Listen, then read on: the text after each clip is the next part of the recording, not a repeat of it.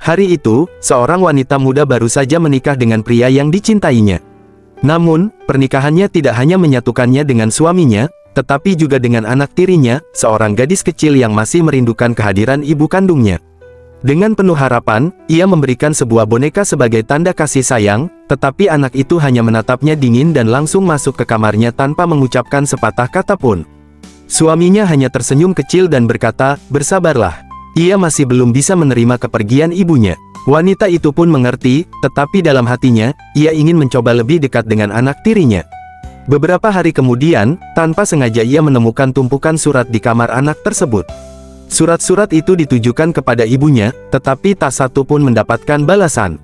Hatinya teriris, dan akhirnya ia mengambil keputusan untuk membalas surat-surat itu dengan penuh kasih sayang, berpura-pura sebagai ibu kandungnya.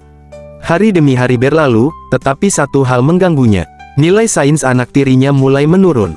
Seorang guru menasihatinya agar lebih banyak menemani sang anak belajar. Saat ia bertanya di taman sekolah, gadis kecil itu tampak kesal dan meremas hasil ujiannya.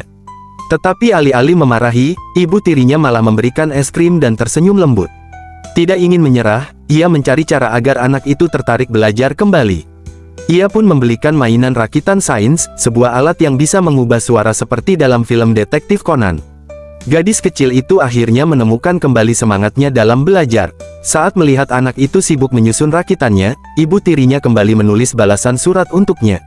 Tak lama kemudian, suaminya melihat apa yang ia lakukan dan memperingatkan, bagaimana jika ia mengetahui bahwa ibunya tidak benar-benar membalas suratnya. Namun, sebelum wanita itu sempat menjawab, anak kecil itu muncul dari belakang dan berkata dengan tenang, "Aku sudah tahu sejak awal." Tepat pada saat itu, permainan pengubah suara yang ia rakit berhasil. Gadis kecil itu mencoba alatnya dan dengan suara yang sedikit berubah, ia berkata, "Ayah, jangan marahi ibu." Kata-kata itu menusuk ke hati.